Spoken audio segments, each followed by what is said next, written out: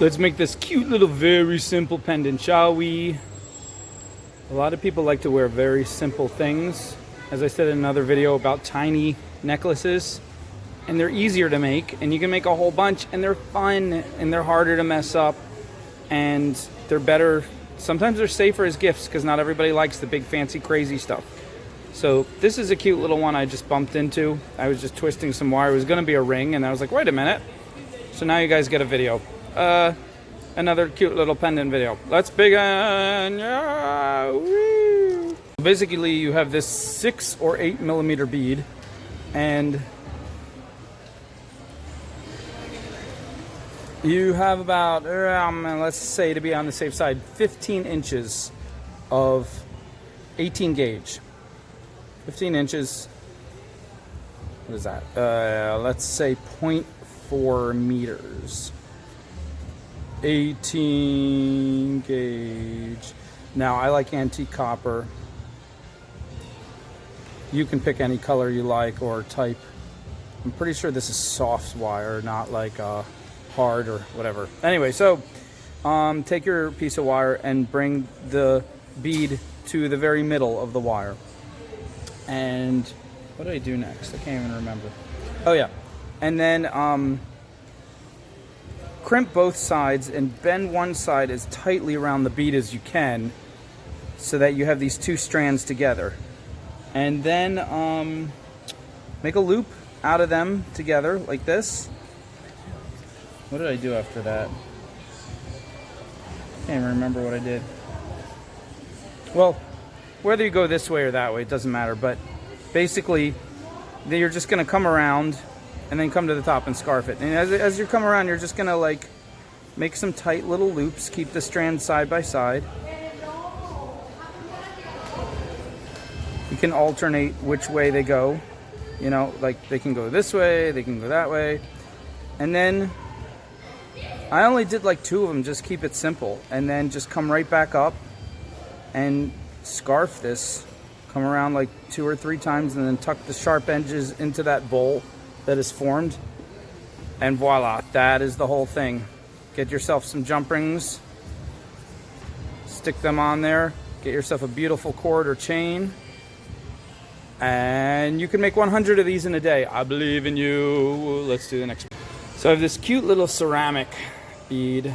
I know it's ceramic because I used to do ceramics. This is called, actually I know the name of the glaze. It's called Floating Blue, and it's on porcelain. You can see the porcelain, the white on the inside. And it's kind of chalky. That's actually clay with melted glass. Anyway, just showing off. So let's take this and do something with it. What are we going to do? I don't know. Take our 18 gauge. Take ourselves about 15 inches. It's probably going to be too much. I think I did it originally with 12 inches, but every time I do one of these videos, I end up like an inch short, and then I have to improvise, and then everybody gets mad at me, and they start crying. There's rioting in the streets. The mayor has to call for the National Guard to come in and restore order. It's a big mess. So anyway, I brought it to the middle of the wire, and I'm going to crimp both sides so it stays put. Whoops, like that, okay? And decide which side I want to be the top, and bring this around. So now I have the 2 ends together, right? And now, as tight as I can get it, now I am going to make a loop up here. I'm going to pinch it like this and wrap it around my finger, like this. Now 18 gauge is rough. You could do really 20 gauge to start. You could do this with 20 in practice. Because 18 gauge, I'm used to it. My fingers are used to it. I do the finger push-ups, get extra strong finger jumping jacks. But if your fingers haven't been as developed, try 20 gauge. Okay, so anyway, got my loop. It's a little bit smaller. Just jumped out of the way. A little bit smaller than the bead, almost the same size. And what did I do next? I got to keep referring to. So I just did this once, and I said, "Oh, let's make a video." So then, now we're just gonna hold it tight. I'm holding it very tight to keep the strands side by side so they don't flip over each other. Now I'm rolling it, and I get that cute little loop like that. You can make the loop as tight as you want. You can stop there. You can pull it tighter. You can make it bigger, it's up to you. Now, I'm just gonna come around like this and make another little loop going the other way. Pull that one tight. Again, I'm pressing, pulling, pressing, because these strands keep wanting to roll over each other. And that's another look, you can do that, but I like to have them side by side. I think it gives this really cool, pretty look. So I'm pulling it tighter. Sometimes you can take your pliers and just flatten it like that to make sure the strands are staying side by side. Okay, make it a little tighter. I want that to kind of mimic the first loop, or rather this loop. Sometimes you can roll it with the pliers. Be careful, hold this tight. Do not slide the pliers along it because your grip was too loose, because that will scratch the surface and that's not what you want. Okay, there we go. So here we go. And you can make more loops. You can do decorative stuff, do whatever you want. But if you want to end it simply and make it look kind of like mine, just side by side, pull these all the way up to the top and tell yourself, I'm done, pretty much. I'm gonna pull this in a little tighter, like that. And I'm gonna make this, I want this tighter. I'm a stickler for tightness.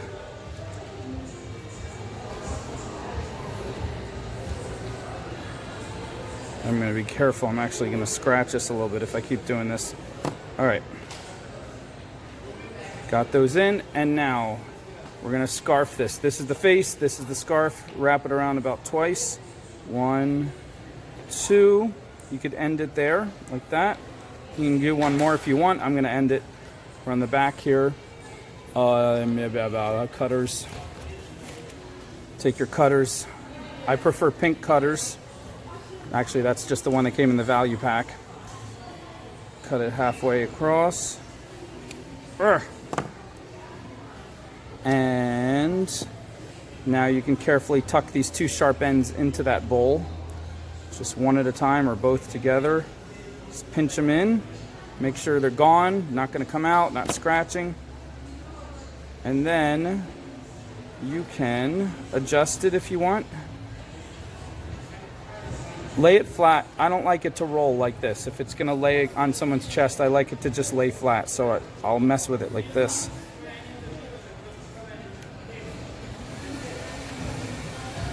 Now each one is going to come out different, because notice it's the first one I did.